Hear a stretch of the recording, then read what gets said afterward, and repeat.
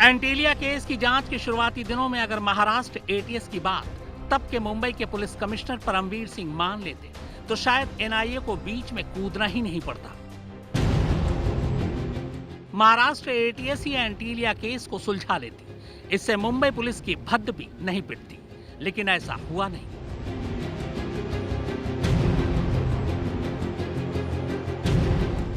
Maharashtra ATS के एक अफसर के मुताबिक जांच के शुरुआती दिनों में ही उन्हें स्कॉर्पियो का सच पता चल चुका था। उसी स्कॉर्पियो का जिसमें जिलेटिन की छड़ें रखकर एंटीलिया के बाहर पार्क की गई थी। एटीएस के इस अफसर की माने तो उनके पास इस बात की पुख्ता जानकारी थी कि यह स्कॉर्पियो 19 से 21 फरवरी के बीच मुंबई पुलिस मुख्यालय में खड़ी थी। इसी मुंबई पुलिस मुख्यालय में क्राइम ब्रांच सीआईयू का दफ्तर है, जिसमें सचिन वाजे बैठते हैं।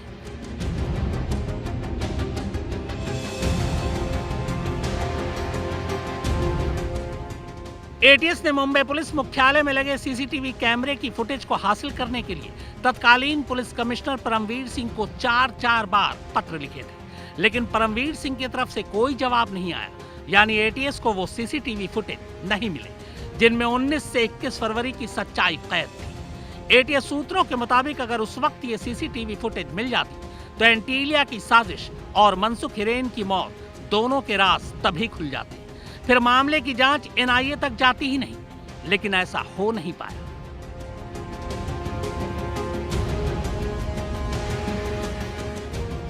उधर दूसरी तरफ एनआईए सूत्रों के मुताबिक स्कॉर्पियो में जिलेटिन की जो छड़ें थी, उस जिलेटिन का राज भी खुल चुका है। जिलेटिन की ये छड़ें किसी और ने नहीं बल्कि खुद सचिन वाजे ने खरीदी थी। अंदेशा है कि ये छड़ें नागपुर की सोलर इंडस्ट्रीज कंपनी ने बनाई थी, लेकिन इन छड़ों को वाजे ने कब और कहां से खरीदा ये पता लगाया जा रहा है। जिलेटिन की छड़ों पर दर्ज नाम के आधार पर एनआईए कंपनी के लोगों से भी पूछताछ कर रही है। हालांकि इससे पहले नागपुर पुलिस भी कंपनी के लोगों से पूछताछ कर चुकी है। एनआईए सूत्रों के मुताबिक अब तक की तफ्तीश में यह साफ हो चुका है कि जिलेटिन खरीदने और लाने वाला शख्स सचिन वाजे ही था। एनआईए का कहना है कि आगे चलकर कोर्ट में सचिन वाजे के खिलाफ ये अहम सबूत साबित होंगे। एंटीलिया के बाहर जिस गाड़ी में जेलेटिन स्टिक्स मिली थी, एनआईए का मानना है कि वो सारी जेलेटिन स्टिक्स सचिन वाजे ने खरीदी थी और खुद ही गाड़ी में डालकर एंटीलिया तक लेके आए थे। और यही वजह है कि जो उनकी थियोरी है उसके लिए वो सारे सबूत इकट्ठा कर रहे हैं ताकि सचिन वाजे के खिलाफ एक मजबूत केस खड़ा कर सकें जो अदालत में सही साबित हो।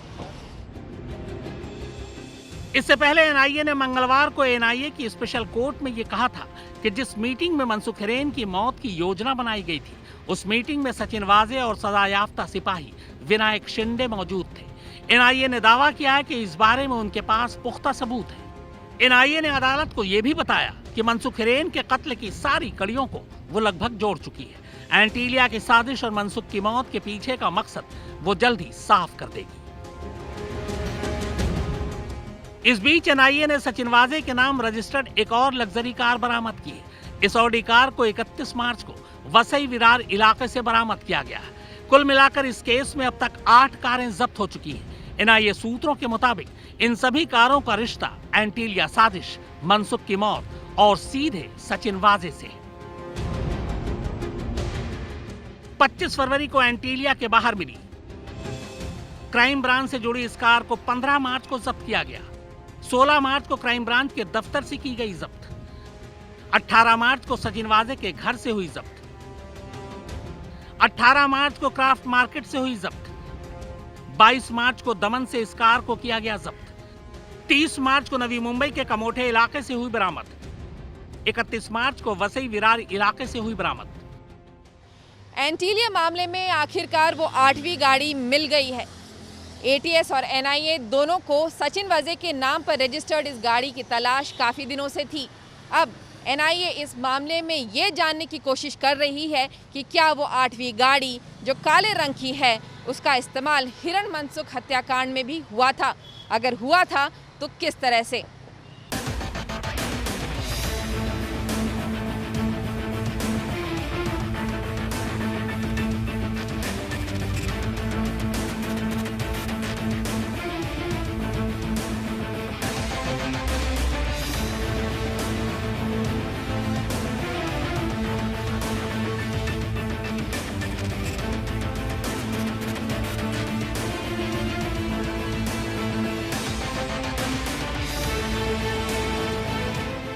एनआईए का मानना है कि इन 8 जब्त कारों से सीधे तौर पर सचिन वाजे का कनेक्शन है। इनमें से कई कार की फॉरेंसिक जांच भी कराई गई है। एनआईए को यकीन है कि इन्हीं में से एक कार का इस्तेमाल मनसुख हिरेन के कत्ल के लिए किया गया। उधर तफ्तीश के दौरान एनआईए को उम्र कैद की सजा काट रहे और फरलो पर बाहर आए मुंबई पुलिस के बर्खास्त सिपाही विनायक शिंदे के घर से एक डायरी भी मिली है। इस डायरी में मुंबई के 3 दर्जन से ज्यादा बियर बार, पब और रेस्तरां के नाम और पते मिले हैं। साथ ही डायरी में मुंबई पुलिस के कई पुलिस अधिकारियों और कारोबारियों की भी नाम, पते और मोबाइल नंबर मिले हैं। एनआईए सूत्रों के मुताबिक विनायक शिंदे सीधे तौर पर सचिन वाजे के नाम पर पब, बार और रेस्तरां से हर महीने वसूली किया करता था। एनआईए ये पता लगाने की कोशिश कर रही है कि अकेले विनायक शिंदे सचिन वाजे के लिए हर महीने कितने की वसूली किया करता था। मुंबई में 1600 से ज्यादा बार, पब और रेस्तरां हैं। अगर हर महीने इनमें से हर एक से 2 लाख रुपए की भी वसूली की जाए तो महीने का 32 करोड़ रुपए बैठता है। अब सवाल यह है कि विनायक शिंदे जैसे और कितने पूर्व बर्खास्त या मौजूदा पुलिस वाले हैं जो सचिन वाजे के लिए वसूली किया करते थे। क्या पूरी मुंबई की सारी वसूली का ठेका अकेले सचिन वाजे को मिला हुआ था या अलग अलग इलाकों में अलग अलग पुलिस वालों को ये जिम्मेदारी दी गई थी? अगर सचिन वाजे वसूली कर रहा था तो सवाल ये भी है कि करोड़ों की ये रकम ऊपर किस किस तक जाती थी, क्योंकि इतनी बड़ी वसूली सचिन वाजे और उसके पद की हैसियत से वो अकेले अपने दम पर नहीं कर सकता था। पर सवाल यह है कि जिन आला अफसरों और नेताओं पर वसूली के बंधे बधाए पैसे हर महीने जाया करते थे, क्या उनके नाम कभी सामने आ पाएंगे?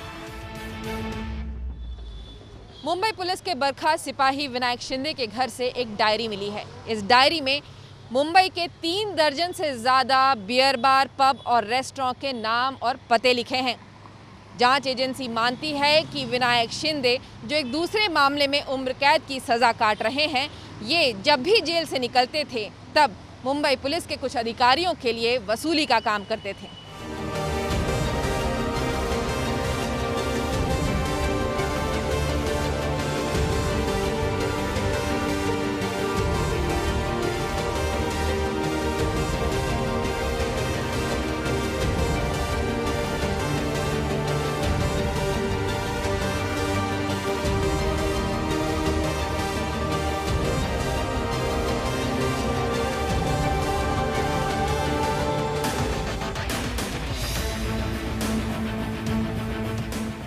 एंटीलिया और मनसुख हिरेन में सचिन वाजे की वजह से बदनाम हो चुकी मुंबई की क्राइम ब्रांच यूनिट यानी सीआईयू की साख को फिर से बहाल करने के लिए बड़े पैमाने पर डिपार्टमेंटल फेरबदल किए गए और किए जा रहे हैं। पहले जिस क्राइम इंटेलिजेंस यूनिट के प्रमुख सचिन वाजे थे, उनके इस मामले में मुख्य आरोपी होने और गिरफ्तारी के बाद ये अटकलें लगाई जा रही थी कि आखिर अब ये जिम्मेदारी किसे सौंपी जाएगी।